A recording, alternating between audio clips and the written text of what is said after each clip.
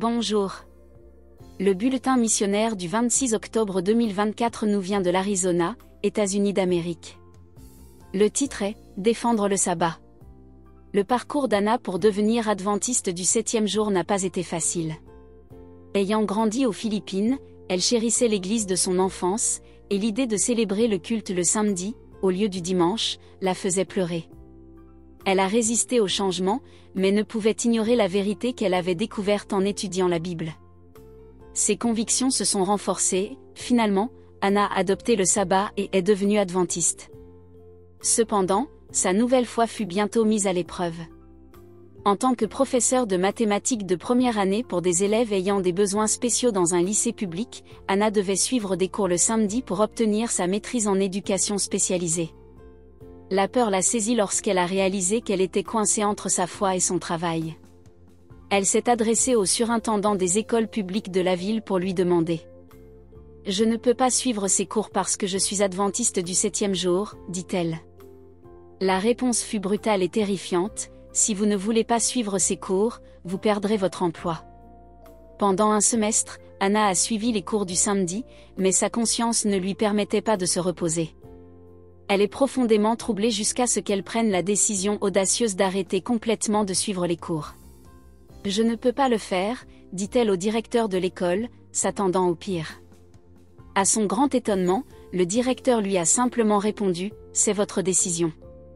Anna a découvert que, comme elle avait terminé sa période d'essai, elle ne pouvait pas être licenciée. Son cœur s'est gonflé de gratitude et sa détermination s'est renforcée.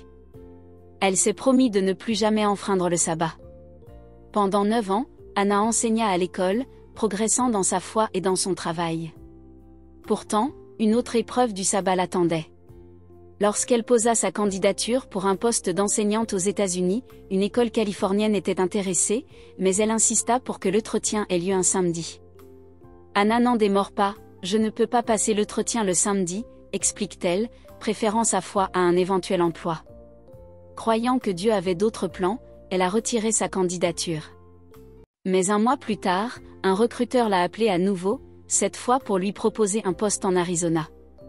Lorsqu'Anna a demandé si l'entretien pouvait avoir lieu un autre jour que le samedi, elle a reçu une réponse surprenante, « Vous pouvez passer l'entretien n'importe quel jour de la semaine ». Anna a donc passé l'entretien un vendredi, 4 jours plus tard, s'est vue proposer le poste. Elle est folle de joie et loue Dieu pour sa fidélité. Lorsqu'elle a donné sa démission, son directeur philippin, qui avait postulé plusieurs fois pour enseigner aux États-Unis sans succès, était stupéfait. Anna a eu le sentiment profond que Dieu avait honoré son engagement à respecter le sabbat. Pourtant, sa foi a été à nouveau mise à l'épreuve lorsqu'elle est arrivée en Arizona. Peu après son entrée en fonction, le directeur a informé les enseignants qu'ils devaient assister à des séances de formation le samedi. Anna, inébranlable, pria, « Seigneur, je suis ici parce que j'ai observé le sabbat, et je sais que tu m'aideras maintenant. » Avec la foi au cœur, elle est allée voir le directeur. « Je ne peux pas suivre la formation, dit-elle. Je crois que le samedi est saint et je dois le respecter. » Le directeur a été ferme. « Si vous ne participez pas à la formation le samedi, je vous renverrai pour insubordination. » Mais Anna est restée sur ses positions. En Amérique, nous avons la liberté de religion, a-t-elle déclaré, racontant son histoire et donnant même une brève étude biblique sur le sabbat. Bien que frustré, le principal a offert une lueur d'espoir. Si le surintendant de la ville donnait sa permission, elle serait excusée. Anna a rencontré le surintendant, qui lui a accordé la permission dont elle avait besoin. Soulagée, elle a remis la lettre au directeur. Il lui a dit, « Vous êtes dispensée. Mais trouvez un moyen de suivre la formation du samedi par vos propres moyens. » Anna ne savait pas trop quoi faire, mais elle a prié. Dès le lendemain, le formateur chargé de la formation s'est adressé à elle. « J'organiserai une formation le dimanche juste pour Anna, » dit le coach au principal, qui s'adoucit et dit, « Vous êtes bénie parce que vous êtes fidèle. » À partir de ce jour, la relation d'Anna avec le directeur s'est transformée en une relation chaleureuse et paternelle. Quelques années plus tard, lorsqu'Anna a senti que Dieu l'appelait à enseigner à l'école indienne adventiste du 7e jour de Holbrook, le directeur a été attristé de la voir partir.